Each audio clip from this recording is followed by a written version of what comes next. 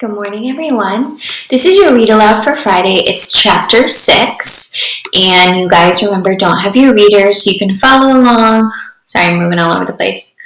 Follow along with these pages, taken right from the reader as I read aloud. Okay, so it's chapter 6, titled Adouette and Awan, the Bird Chasers.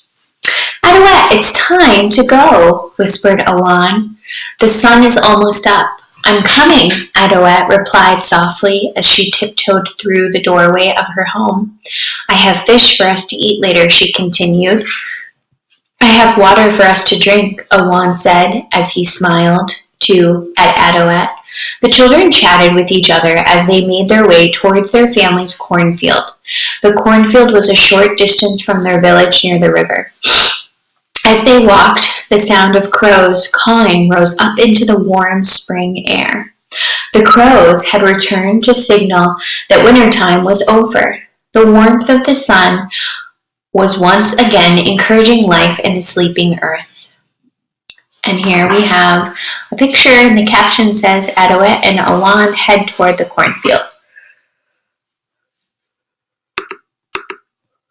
Okay.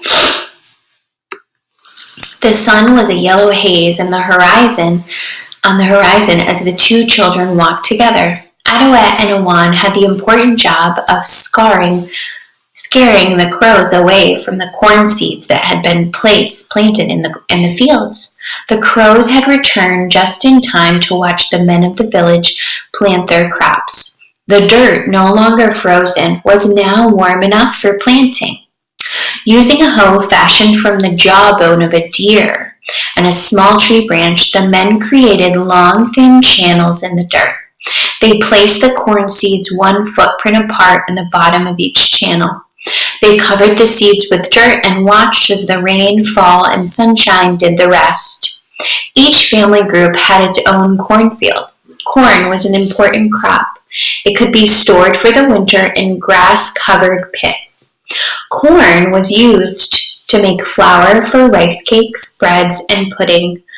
The husks of corn plants were used to make baskets and mats.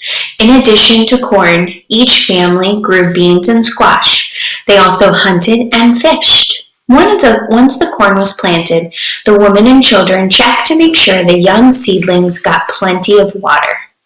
If the spring rains did not come and the water the earth, then the women and children did. The children also had a job of protecting the young plants from all the kinds of hungry critters. And our caption says, people working to plant corn seeds.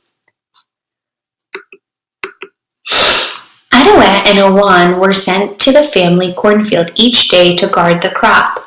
As the corn crop had just been planted, crows were the worst enemy. They would either dig up the newly planted seeds with their sharp talons, or they would wait for the seeds to germinate. Then they would pull up each seedling plant, cawing with delight as they consumed the corn seed and discarded the rest. As the two children arrived in the cornfield, they could see that several crows were already there. The crows sat in the dirt, watching the young plants. Adouette and Awan placed their supplies on the ground and yelled at the crows. The crows stared at the children with their coal black eyes. Then they flapped their wings and flew away. One crow, however, could not quite lift its body off the ground and instead tried to scuttle away from the children. It made its way towards some low-lying shrubs. Oh, it's injured, exclaimed Adouette. We must help it. Help it, screeched Awan. We're supposed to chase it away. And our caption reads, Awan scares crows away while Adouette notices a hurt crow. If it can't fly, it could be eaten up by any number of creatures, continued Adouette eagerly. You are crazy, said Awan. Slowly, Adouette made her way towards the crows. The crow had stopped moving just in front of a shrub. It had turned to look at Adouette. Are you injured? Adouette asked the bird softly. Here, let me help you. The crow inched its body under the shrub and stared intently at Adouette. Adoet sat down in the dirt and chatted with the crow for a while. Awan, unhappy with his cousin's behavior, stomped off to look for snakes. Eventually, Adoet reached in under the shrub and gently yet confidently picked up the bird. The crow flapped its wings for a second or two, but then settled down in Adoet's arms. When Awan returned, he found Adoet watching the field with a crow in her arms. Awan returns to find Adoet holding the crow. "What are you doing with it?" asked Awan, who was quite astonished by the sight of his cousins cuddling a crow. "I'm going to make it better," Adoet exclaimed. Awan simply shook his head. For the rest of the day, the two children guarded the corn crop.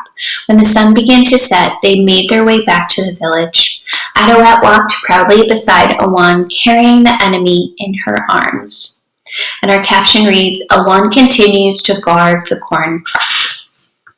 Okay, that is the end of our read aloud for today. Please follow the directions as posted on Google Classroom.